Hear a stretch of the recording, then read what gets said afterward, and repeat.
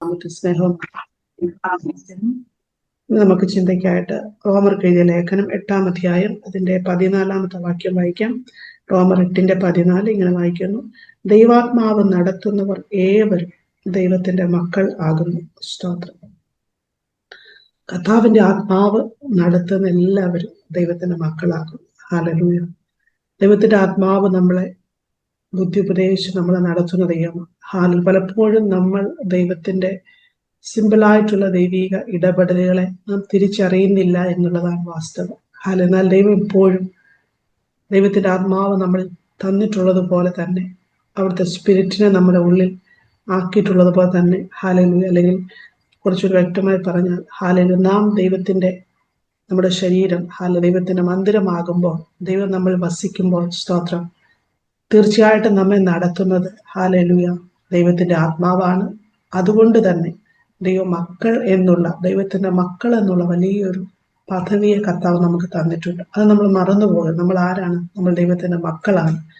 അപ്പോൾ തന്നെ നമ്മളെ നടത്തുന്നത് ദൈവത്തിന്റെ ആത്മാവാണ്. സ്തോത്രം, ഹല്ലേലൂയ. എന്നാൽ പലപ്പോഴും കർത്താവിന്റെ ഇടപെടലുകൾ നാം വലിയ വൻ കാര്യങ്ങളെ, എന്താ പറയാ, വലിയ രീതിയിൽ ഇടപെടലുകളെയൊക്കെയാണ് പലപ്പോഴും നമ്മൾ പ്രതീക്ഷിച്ചുകൊണ്ടിരിക്കുന്നത്. സ്തോത്രം. പക്ഷേ ഇപ്പൊ വാചകങ്ങളിലൂടെ നമ്മളോട് ദൈവം സംസാരിക്കാം.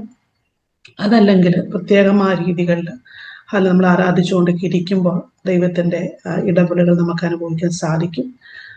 അന്യഭാഷയിൽ നമ്മൾ പ്രാർത്ഥിച്ചുകൊണ്ടിരിക്കുമ്പോൾ ദൈവിക ശബ്ദങ്ങളെ കർത്താവ് നമ്മെ കേൾപ്പിക്കാറുണ്ട്. ഇതൊന്നുമല്ലാത്ത ചില സാഹചര്യങ്ങൾ ഹല്ലേലൂയ വളരെ മൃദുവായിട്ടും വളരെ ലളിതമായിട്ടും കർത്താവ് നമ്മോട് സംസാരിക്കാൻ ഇടയുണ്ട്. ഹല്ലേലൂയ. ചിലപ്പോൾ നമ്മുടെ ഉള്ളിൽ നിന്ന് തന്നെ ഒരു ശബ്ദം നമുക്ക് കേൾക്കാനായിട്ട് സാധിക്കും. ചില വിഷയങ്ങളിൽ അല്ലെങ്കിൽ ചില ക്രോസ് റോഡുകളിൽ കർത്താവ് എന്ത് വേണം, അങ്ങോട്ട് പോകണം ഇങ്ങോട്ട് പോകണം, എന്ത് തീരുമാനം എടുക്കണം എന്നൊക്കെ കൺഫ്യൂഷൻ ആകുന്ന ചില സ്റ്റേജുകളിൽ നമ്മൾ എന്ത് ചെയ്യണമെന്ന് നമുക്കറിയാതിരിക്കുന്ന ചില നിമിഷങ്ങളിൽ ഒരു പക്ഷേ ചിലപ്പോൾ ചില വ്യക്തികളുടെയൊക്കെ മുഖം നമ്മുടെ ഉള്ളിൽ കൊണ്ടുപോയി ഇട്ടിട്ട് കർത്താവിന്റെ ആത്മാവ് നമുക്ക് വളരെ ഭാരം തരും ആ വ്യക്തികളോട്. തീർച്ചയായും അതൊരു ദൈവിക ഇടപെടലുകളാണ്. ഹല്ലേലൂയ, സ്തോത്രം. അതല്ലെങ്കിൽ ചില വിഷയത്തിൽ ഹല്ലേലൂയ ദൈവഹിതമുള്ള ഒരു വിഷയത്തിൽ നമ്മൾ സ്റ്റെപ്പ് വെക്കണമെന്ന് തോന്നുന്നു. നമ്മുടെ ഉള്ളിൽ ഭയങ്കരമായിട്ട് ഇങ്ങനെ അൺറസ്റ്റ് ആയിട്ടിരിക്കും. നമുക്കൊരു എന്താ പറയുക, ഭയങ്കര അസ്വസ്ഥപ്പെട്ടുകൊണ്ടിരിക്കും. ഹല്ലേലൂയ. അതൊരു പക്ഷേ ദൈവഹിതമാകാൻ സാധ്യതയുണ്ട്. സ്തോത്രം. ഇതുപോലെ പലപ്പോഴും കർത്താവിന്റെ ഇടപെടലുകൾ ദൈനംദിന ജീവിതത്തിന്റെ ഓരോ നിമിഷങ്ങളിലും നമുക്ക് അനുഭവിക്കാനായിട്ട് സാധിക്കും. ഹല്ലേലൂയ. ഞാൻ പറഞ്ഞു പറഞ്ഞത്, നമ്മളൊരു പ്രാർത്ഥനയിൽ ഇരിക്കുമ്പോൾ മാത്രമല്ല സ്തോത്രം, നമ്മൾ ആരാധിച്ചുകൊണ്ടിരിക്കുമ്പോൾ മാത്രമല്ല സ്തോത്രം, നമ്മൾ ജോലി ചെയ്തുകൊണ്ടിരിക്കുമ്പോഴും, നമ്മൾ ഉറങ്ങുമ്പോഴും സ്തോത്രം, നമ്മൾ ചുമ്മാ കിടക്കുമ്പോഴും സ്തോത്രം, അല്ലെങ്കിൽ നടക്കുമ്പോഴും സ്തോത്രം, നിരാശപ്പെട്ടിരിക്കുമ്പോഴൊക്കെയും നമ്മോട് സംസാരിക്കാൻ ആഗ്രഹിക്കുന്ന ഒരു ദൈവത്തെ നമ്മൾ സേവിക്കുന്നത്. ഹല്ലേലൂയ. നമ്മൾ ഭാരപ്പെട്ട് നിരാശപ്പെട്ടിരിക്കുമ്പോൾ ഹല്ലേലൂയ നമ്മളോട് അടുത്ത് വന്നിട്ട് മൃദുവായി സംസാരിക്കുന്ന ഒരു ദൈവമുണ്ട്. ഹല്ലേലൂയ. നമ്മെ അടുത്ത് വന്ന് ആശ്വസിപ്പിക്കുന്ന ഒരു ദൈവമുണ്ട്. സ്തോത്രം. നമ്മുടെ തോളിൽ തട്ടി ഹല്ലേലൂയ നമ്മളെ ധൈര്യപ്പെടുത്തുന്ന ഒരു ദൈവമുണ്ട്. സ്തോത്രം. നമ്മുടെ കരത്തിൽ പിടിച്ച് നമ്മളെ ഉയർത്തുന്ന അല്ലെങ്കിൽ നമ്മളെ എണീപ്പിക്കുന്ന ഒരു ദൈവമുണ്ട്. അങ്ങനെ ഒരു ദൈവത്തെ കുറിച്ച് ഈ പകൽക്കാലം ഞാൻ സംസാരിക്കാൻ താല്പര്യപ്പെടുന്നു. സ്തോത്രം. ഏലിയാവിന്റെ ജീവിതത്തിൽ പഠിക്കുമ്പോൾ ഇസബേലിന്റെ ഭീഷണി കേട്ട് ഏലിയാവ് നിരാശപ്പെട്ട് മതി യഹോവേ എന്റെ ജീവനെ എടുത്തോ എന്നൊക്കെ പറഞ്ഞ് ഏലിയാവ് മടുത്തു മാറിപ്പോയിരിക്കുന്ന സമയങ്ങളിൽ ദൈവാത്മാവ് ഏലിയാവിനോട് സംസാരിക്കുന്നതായ കാര്യങ്ങൾ നമുക്ക് 1 രാജാക്കന്മാർ 19-ാം അധ്യായത്തിൽ കാണാൻ സാധിക്കുന്നുണ്ട്. അവിടെ പല രീതിയിൽ 1-ാം വട്ടം 2-ാം വട്ടമൊക്കെ ദൂതൻ വന്ന് ഏലിയാവിനോട് സംസാരിക്കുന്നു കേട്ടോ. ദൂതൻ വന്ന് സംസാരിച്ച് നിർദ്ദേശങ്ങൾ കൊടുക്കുന്നു. ഏലിയാവെ, ഇവിടെ നിന്ന് എഴുന്നേൽക്കാൻ, നിനക്ക് ദൂരയാത്രയുണ്ട്. ആദ്യം ഭക്ഷണമൊക്കെ കൊടുക്കും, അതിനുശേഷം അവിടെ നിന്ന് തട്ടി എഴുന്നേൽപ്പിച്ച് ഏലിയാവിനെ പുറത്തു കൊണ്ടുവരുന്നു. വീണ്ടും നമ്മൾ വായിക്കുമ്പോൾ സ്തോത്രം, അത് രാജാക്കന്മാരുടെ അധ്യായം 19-ാം അധ്യായം അതിന്റെ 11, 12, 13 വാക്യങ്ങൾ. വീണ്ടും ദൂതനോട് വന്ന് പറഞ്ഞു, നീ പുറത്തു വന്ന പർവ്വതത്തിലെ യഹോവയുടെ മുമ്പാകെ നിൽക്ക എന്ന് അവൻ കൽപ്പിച്ചു. അപ്പോൾ ഇതാ യഹോവ കടന്നു പോകുന്നു, ശക്തിയുള്ള ഒരു കൊടുങ്കാറ്റ് യഹോവയുടെ മുമ്പിൽ പർവ്വതങ്ങളെ കീറി പാറകളെ തകർത്തു. എന്നാൽ കാറ്റിൽ യഹോവ ഇല്ലായിരുന്നു. കാറ്റിന്റെ ശേഷം ഭൂകമ്പമുണ്ടായി, ഭൂകമ്പത്തിലും യഹോവ ഇല്ലായിരുന്നു. ഭൂകമ്പത്തിന്റെ ശേഷം ഒരു തീയിലും യഹോവ ഇല്ലായിരുന്നു. തീയുടെ ശേഷം സാവധാനത്തിലൊരു മൃദുസ്വരം ഉണ്ടായി. ഏലിയാവ് അത് കേട്ടിട്ട് തന്റെ പുതപ്പ് കൊണ്ട് മുഖം മൂടി പുറത്തു വന്ന് ഗുഹാമുഖത്ത് നിന്നു. ഏലിയാവേ, ഇവിടെ നിനക്ക് എന്ത് കാര്യമെന്ന് ചോദിക്കുന്ന ഒരു ശബ്ദം അവൻ കേട്ടു. നോക്കിക്കേ, സ്തോത്രം. തീയില് എന്ന് പറയുമ്പോൾ നമ്മൾ ഞാൻ പറഞ്ഞ പോലെ ഭയങ്കര ആത്മാവിനുള്ള തീയുള്ള ആരാധനയിലൊക്കെ നമ്മൾ ചിലപ്പോൾ ദൈവശബ്ദം കേൾക്കാൻ വേണ്ടി കൊതിക്കും, പക്ഷെ കേൾക്കാൻ സാധിക്കത്തില്ല. ഹാലേലൂയ. ഭൂകമ്പത്തിലെ യഹോവയുടെ ശബ്ദമില്ലായിരുന്നു, കാറ്റിലെ യഹോവയുടെ ശബ്ദമില്ലായിരുന്നു. ഇതെല്ലാം കഴിഞ്ഞ് ഹാലേലൂയ അവൻ നിൽക്കുന്ന സമയത്ത് നോക്കിക്കേ, സ്തോത്രം. ഹാലേലൂയ. തീയുടെ ശേഷം സാവധാനത്തിൽ ഒരു മൃദുസ്വരം. ഹാലേലിയാവേ, നിനക്ക് ഇവിടെ എന്താ കാര്യം? കാരണം അവനവിടെ ഒരു കാര്യമില്ലായിരുന്നു എന്നുള്ള വിഷയം. കാരണം അവന്റെ ആൻസർ കിട്ടി. ഇത് നിന്റെ പ്ലേസ് അല്ലേ എലിയാവേ, നീ ഇവിടെ നിന്ന് പുറപ്പെടേണ്ടതാകുന്നു. കാരണം നിന്റെ മേൽ ചില ദൗത്യങ്ങളെ ഞാൻ ഏൽപ്പിച്ചിട്ടുണ്ട്. അതിലോട്ട് നീ അടുത്ത ചില ദൈവീക നിയോഗങ്ങളിലോട്ട് നീ സ്റ്റെപ്പ് വെക്കേണ്ടതുണ്ട് ഏലിയാവേ എന്നുള്ളൊരു ദൈവശബ്ദം. ഏലിയാവിന് വേണ്ടതും അത് തന്നെയായിരുന്നു. സ്തോത്രം. ഹാലയില് നമ്മൾക്ക് വേണ്ടി നമ്മുടെ ആവശ്യങ്ങൾ അറിഞ്ഞ് പ്രവർത്തിക്കുന്ന ഒരു ദൈവം നമുക്കുണ്ട് എന്ന് നാം വിശ്വസിക്കേണ്ടത് ആവശ്യം. ഹാലയില് ഏലിയാവിന്റെ ജീവിതത്തിൽ ഇത്ര സിമ്പിളായിട്ട് കർത്താവ് പ്രവർത്തിച്ചെങ്കിലും നമ്മുടെ ജീവിതത്തിലും ഹാലയിലുയ തീർച്ചയായിട്ടും പ്രവർത്തിപ്പാൻ ദൈവത്തിന് ശക്തിയുണ്ട്. ദൈവം അത് ചെയ്യുക തന്നെ ചെയ്യും. ശമൂവേലിന്റെ ജീവിതത്തിലും ഇതുപോലെ ഉറങ്ങിക്കിടന്ന ശമൂവേലിന്റെ ലൈഫിൽ ദൈവികത ശമൂവേൽ ഒട്ടും പ്രതീക്ഷിക്കാത്തൊരു സമയത്താണ് കർത്താവ് ഇടപെടൽ ശമൂവേലിന്റെ ലൈഫിൽ ഉണ്ടായത്. സ്തോത്രം. അവൻ അറിഞ്ഞില്ല ദൈവശബ്ദമാണെന്ന് അവൻ അറിഞ്ഞില്ല. അവന്റെ എന്താ പറയാ എന്താ പറയാ ദൈവശബ്ദം തിരിച്ചറിയാൻ അവൻ വൈകിപ്പോയി. അവന് മനസ്സിലായില്ല. പിന്നീടാണ് അവൻ അറിയുന്നത് അത് സർവശക്തനാകുന്ന യഹോവയായിരുന്നു എന്നോട് സംസാരിച്ചെന്ന് അവൻ മനസ്സിലാക്കാനിടയായത്.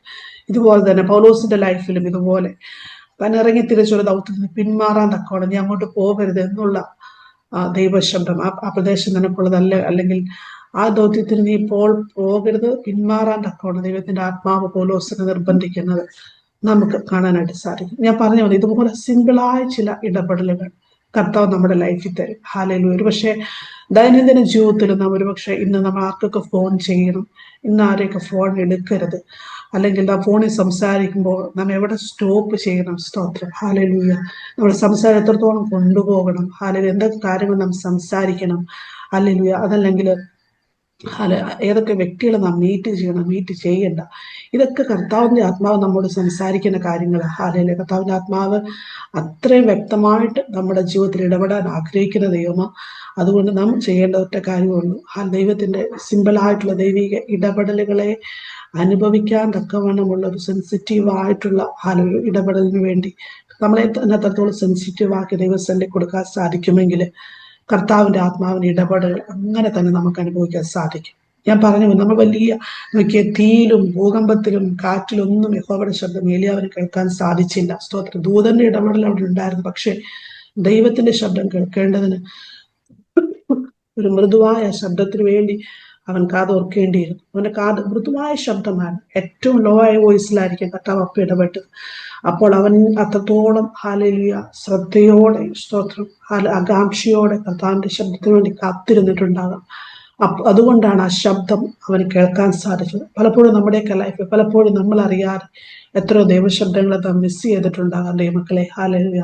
എന്നാൽ ഈ ദിവസങ്ങളിൽ കർത്താവിന്റെ സന്നിധിയിൽ വളരെ ആകാംക്ഷയോടെ പ്രാർത്ഥനയോടെ നാം നടപ്പിൽ ഇരിക്കുന്ന ഇരിപ്പിലും കിടക്കുന്ന കിടപ്പിലും കാരണന്മാർ പറയുന്ന പോലെ നമ്മൾ അങ്ങനെ ആയിരിക്കുന്നുവെങ്കിൽ തീർച്ചയായിട്ടും കർത്താവ് നമ്മോട് എപ്പോഴും സംസാരിക്കാൻ ആവശ്യമുണ്ട്. കർത്താവിന് എപ്പോഴും ഇടപെടാൻ തകരുന്നുണ്ട്.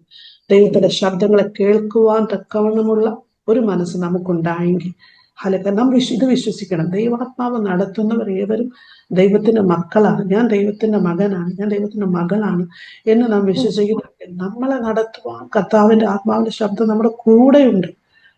യശയ്യാ പ്രവചനം ഇങ്ങനെ ഒരു വാക്യം പറയുന്നുണ്ട്. യശയ്യാ പ്രവചനം സ്തോത്രം 30:21 ഇങ്ങനെ പറയുന്നു, നിങ്ങൾ വലത്തോട്ടോ ഇടത്തോട്ടോ തിരിയുമ്പോൾ വഴി ഇതാകുന്നു, ഇതിൽ നടന്നുകൊള്ളുവിൻ എന്നൊരു വാക്ക് പുറകിൽ നിന്ന് കേൾക്കും. സ്തോത്രം. തീർച്ചയായിട്ടും ഹാലൽ ദൈവത്തിന്റെ ആത്മാവ് അങ്ങനെ നമ്മളെ നടത്തുവാൻ ശക്തനായ ദൈവമാണ്. ഹാലലൂയ. കാരണം നമ്മൾ ആരും തെറ്റിൽ ചെന്ന് ചാടണമെന്ന്, നമ്മൾ ആരും കുഴിയിൽ ചെന്ന് വീണു ദൈവത്തിന് ഒരു ആഗ്രഹവുമില്ല. സ്തോത്രം. അപ്പോൾ തന്നെ പിശാചിന്റെ കെണികളെ വിട്ടൊഴിയേണ്ടതിന് ദൈവത്തിന്റെ ശബ്ദം നമ്മുടെ കൂടെയുണ്ട്. സ്തോത്രം. നമ്മൾ അതിനുവേണ്ടി കാതോർത്തിരിക്കുക. നമ്മൾ പ്രാർത്ഥിച്ച് കഴിയുമ്പോൾ ചിലപ്പോൾ ഒക്കെ ഒരു 10 മിനിറ്റ് നമ്മൾ പ്രാർത്ഥിക്കുക, അല്ലെങ്കിൽ ഒരു 15 മിനിറ്റ് പ്രാർത്ഥിക്കുമ്പോൾ ലാസ്റ്റ് ഒരു 5 മിനിറ്റ് നമ്മൾ ശാന്തമായിട്ടിരിക്കണം. കർത്താവേ എന്നോട് സംസാരിക്കണമേ എന്ന് പറഞ്ഞ് കണ്ണടച്ചിരുന്നാൽ ദൈവം തീർച്ചയായിട്ടും നമ്മൾ ഇടപെടും. നമ്മൾ അതിന് വില കൊടുക്കണം. നമ്മൾ അതിന് പാഷൻസ് ഉള്ളത്, ക്ഷമയുള്ളവരായിട്ടിരിക്കണം. സ്തോത്രം. അരമണിക്കൂർ നമ്മൾ ആരാധിച്ചു കഴിഞ്ഞിട്ട് ലാസ്റ്റ് ഒരു 5 മിനിറ്റ്സ് അല്ലെങ്കിൽ 10 മിനിറ്റ്സ് കർത്താവിന് ചുമ്മാ ഇരിക്കുക. കർത്താവ് ഇടപെടണം. ചിലപ്പോൾ ഇടപെട്ട് നമുക്ക് അനുഭവിക്കാൻ കഴിഞ്ഞത് വരില്ല. നമ്മൾ നിരാശപ്പെട്ടു പോയി നമ്മൾ വീണ്ടും വീണ്ടും പ്രാക്ടീസ് ചെയ്തുകൊണ്ടിരിക്കണം. കർത്താവ് തീർച്ചയായിട്ടും നമ്മൾ ഒരുപക്ഷെ ഒരു വിഷയിലൂടെ ആയിരിക്കാം, അല്ലെങ്കിൽ ഒരു ദൈവവചനമായിരിക്കാം, ഒരു ദൈവ ശബ്ദമായിരിക്കാം, അതുമല്ലെങ്കിൽ അന്നത്തെ ദൈനംദിന ജീവിതം നമ്മളറിയാത്തൊരു വ്യക്തികളിലൂടെ നമ്മൾ കേൾക്കേണ്ടുന്ന ഒരു കാര്യം ദൈവത്തിന്റെ ആത്മാവ് നമ്മൾ സംസാരിക്കാം. അതുമല്ലെങ്കിൽ നേരിട്ടുള്ള ദൈവ ശബ്ദങ്ങളെ കർത്താവ് നമ്മളെ കേൾപ്പിക്കും. ഹല്ലേലൂയ, സ്തോത്രം. ഹല്ലേലൂയ. അങ്ങനെയുള്ള ദൈവിക ഇടപെടലുകൾ, ലളിതമായിട്ടുള്ള, സിമ്പിൾ ആയിട്ടുള്ള, എന്നാൽ അപ്പോൾ തന്നെ ഏറ്റവും പവർഫുൾ ആയിട്ടുള്ള, മറ്റേതൊരു ശബ്ദത്തെക്കാളെ ഇമ്പമുള്ള ആ ശബ്ദത്തെ കേൾക്കുവാൻ തക്കവണ്ണം നമ്മുടെ കാതുകളെ ഒരുക്കാം. നമ്മുടെ കാതുകളെ അതിനു വേണ്ടി നമ്മൾ ഏൽപ്പിച്ചു കൊടുക്കാം. കർത്താവിന്റെ ആത്മാവ് ഇങ്ങനെ പറയുന്നല്ലോ, സ്തോത്രം, ചെവിയുള്ളവൻ കേൾക്കട്ടെ. സ്തോത്രം. അങ്ങനെ അവർ കേൾപ്പിക്കാൻ തക്കവണ്ണം ദൈവിക ശബ്ദത്തെ റിസീവ് ചെയ്യുവാൻ ചില ക്രോസ് റോഡുകളെ, ചില യഥാർത്ഥ പാതകളെ, പെർഫെക്റ്റ് പാത്തുകളെ കർത്താവ് നമ്മുടെ ലൈഫിൽ തുറന്നു തരേണ്ടതിന് ദൈവത്തിന്റെ ആത്മാവ് ആഗ്രഹിക്കുന്നു. അതിന് തക്കവണ്ണം ഒരു സമർപ്പണമുള്ള ഹൃദയത്തോടെ കർത്താവിനെ നമുക്ക് കാത്തിരിക്കാം. ഈ വചനങ്ങളാൽ ദൈവത്തിന്റെ ആത്മാവ് നമ്മെ ഓരോരുത്തരെയും അനുഗ്രഹിക്കട്ടെ, സഹായിക്കട്ടെ.